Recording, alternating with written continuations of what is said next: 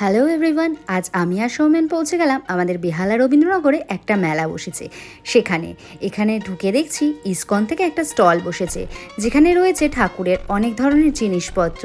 ওগুলো দুজন মিলে একটু দেখে নিলাম। আর মেলা মানেই তো 5 টাকা, 6 টাকা, 10 টাকা, 12 টাকার জিনিসপত্র। ওগুলো দেখতে খুবই ভাল লাগে, তাই না কি? ওগুলোর জন্যই তো আসলে মেলায় যাওয়া, কিন্তু কেনা হয় খুবই কম, ওই দেখতে ভালো লাগে আর কি। আর এখানে এই কি খেলা রয়েছে, এইগুলোও খেলতে ভারী মজাদার। কোনোদিনই কোনো জিনিস পাওয়া যায় না, কিন্তু খেলতে লাগে ভারী মজা। এবার আমরা মেলা থেকে বেরিয়ে চললাম বাড়ির পথে। যাব কি, সামনেই তো পেয়ে গেলাম ফুচকা, যেটা না খেলে আমার একদমই ভাল লাগে না। ফুচকা খেয়ে এবার চললাম বাড়ির পথে।